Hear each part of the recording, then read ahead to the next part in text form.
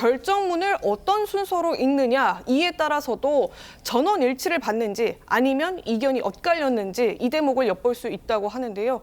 과거 노무현, 박근혜 전 대통령 때는 어떻게 했는지 미리 보기로 보여드리겠습니다.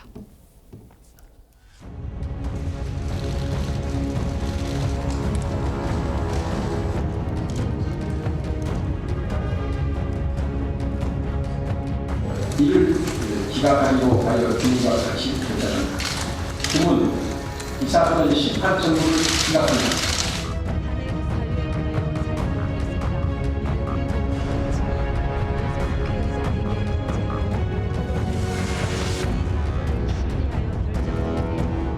이에 재판관 전원의 일치된 의견으로 주문을 선고합니다. 주문, 피청구인 대통령 박근혜를 파면한다. 자, 저렇게 했었는데 이번에는 과연 어떻게 될지 그 부분도 이제 생중계를 보면서 저희가 눈여겨봐야 될 대목이 아닌가 싶습니다. 강성필 부대변인이 어떻게 좀 보셨습니까? 이번에도 저런 틀을 유지할까요? 네, 한간에 이제 분석된 기사들을 보면 흥미로운 게 두 가지가 있더라고요. 그러니까 전원 일치를 했을 때는 네. 먼저 선고 요지를 읽고 마지막에 주문을 말할 것이다. 그런데 만약에 전원 일치가 안 됐을 경우에는 주문을 먼저 읽고 네. 그 다음에 다수 의견을 읽고 그 다음에 소수 의견을 말할 것이다라고 분석을 했는데 이건 아무래도 지난번에 있었던 박근혜 전 대통령 사례와 비추어서 이렇게 되는 것 같은데 사실 누가 봐도 합리적인 순서인 것 같습니다. 그렇기 때문에 뭐 여기에 대해서 지켜볼 일이다 이렇게 보여집니다. 근데 특히나 이제 대통령이라는 직위에 대한 무게감이 또 있잖아요. 그러니까 네. 대통령에 대한 선고를 주문부터 하고 시작하게 되면 그 뒤에 사유에 대해서든 그게 인용이든 기각이든 사람들이 집중을 좀 못할 것 같거든요. 네. 그래서 그냥 총체적으로 대통령 직위에 걸맞게 웬만하면 주문을 좀 뒤로 읽을 것 같다 그런 예상도 들어요. 저는 그 가능성을 예상합니다. 말씀하신 그 선고 낭독 순서는요. 헌법재판 실무제요라고 하는 헌법재판소가 발간한 자료에 보면은 그렇게 써 있긴 합니다. 그러니까 일반적으로 전원일치일 때는 이유를 먼저 낭독을 하고 그 다음에 주문을 읽는다. 그리고 그 반대 의견이 있는 경우에는 주문을 먼저 낭독하고 그다음에 법정 의견과 반대 의견을 낭독한다는 취지로 되어 있는데 다만 그것은 헌법재판소 법에 규정되어 있는 건 아닙니다.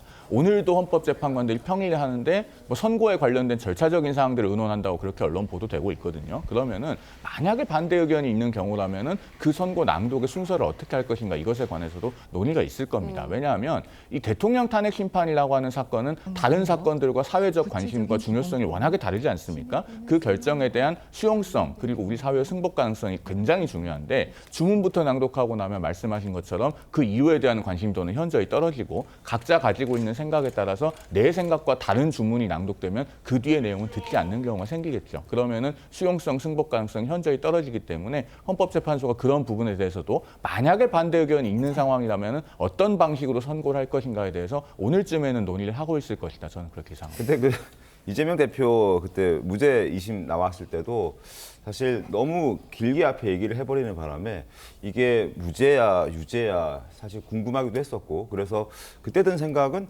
그냥 두 가지식으로 깔끔하게 얘기해주고 결과부터 얘기해주고 다음에 이유에 대해서 설명을 하나씩 해줬으면 좋겠다라는 생각도 들긴 했었습니다. 일반 시청자 입장에서는 결과가 제일 궁금할 거니까 헌법재판소에서 어떤 결정할지는 모르겠으나 어쨌든 그런 의견도 나올 수 있다라는 생각도 드는군요. 자, 그리고 또 하나 관심은 자, 과연 윤석열 대통령이 그날 출석을 할까? 그동안의 변론기일에는 윤 대통령이 다 출석을 해왔었습니다. 그런데 선고 날까지 출석을 할까? 이 부분이 좀 궁금한 대목인데 과거 변론기일 때 출석해서 어떤 얘기 했는지를 저희가 먼저 영상으로 좀 보여드리겠습니다.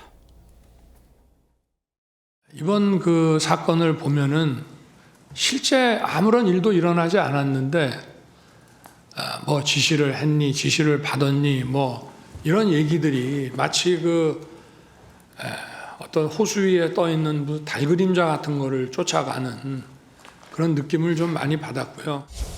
몇 차례 본 적도 있고 또 뭐 일도 열심히 하는 것 같고 이렇게 해서 제가 격려 차원의 전화를 한 건데 자기가 12월 5일 사표 내고 6일 날 해임이 되니까 이걸 가지고 대통령의 이 체포 지시다라고 이거를 엮어낸 것이 바로 이 메모에 그 핵심이라고 저는 말씀드리고 싶습니다. 자, 지난 변론기일 때는 저렇게 나가서 적극적으로 자신의 입장을 좀 밝혔고 그런 모습들을 국민들께 보여줬었는데 과연 선고 날에는 윤 대통령이 헌재에 갈까? 아니면 그 전에 대통령들처럼 그냥 가지 않고 공관에서 결과를 기다릴까?